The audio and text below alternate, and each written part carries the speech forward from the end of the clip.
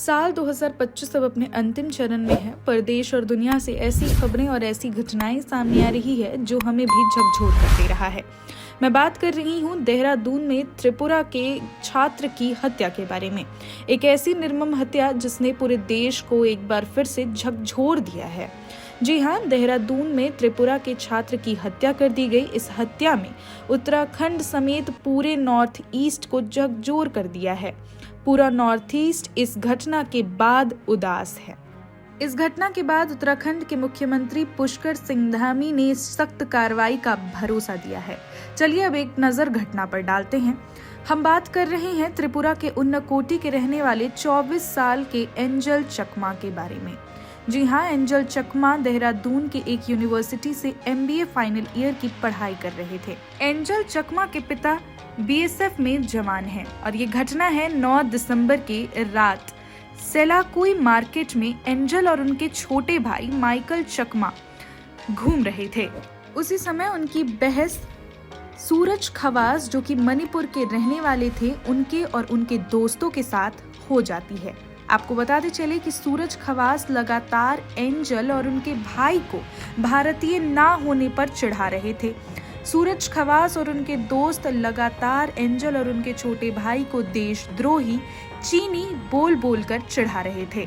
Angel और छोटे भाई को ये बात अच्छी नहीं लगी। उन्हें ऐसा लगा कि वे चीनी नहीं है, तो उन्हें बार बार चीनी कहकर पुकारना गलत है।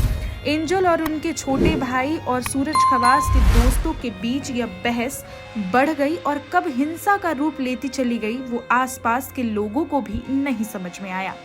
हिंसक झड़प में बदल गई ये बहस और आरोप है कि हमलावरों ने एंजल पर चाकू से कई बार वार किया, जिसमें एंजल गंभीर रूप से घायल हो गए, जिससे उन्हें हॉस्पिटल में भर्ती कराया गया, जहां 26 दिसंबर को इलाज के दौरान उन्होंने दम तोड़ा। पुलिस ने मामले में भारतीय न्याय संहिता के कई धाराओं के तहत केस दर्ज किया है और अब तक 6 में से 5 आरोपियों को गिरफ्तार भी किया गया। एक जो उन सब में मुख्य आरोपी था वो फरार होकर नेपाल भाग गया है। उसे पकड़ने के लिए पुलिस की ओर से एक टीम नेपाल भी गई है। सूत्रों के अनुसार जब एंजल पर हमला हुआ तो उनके छोटे भाई ने अपने पिता को फोन कर सभी घटना का हाल कहा।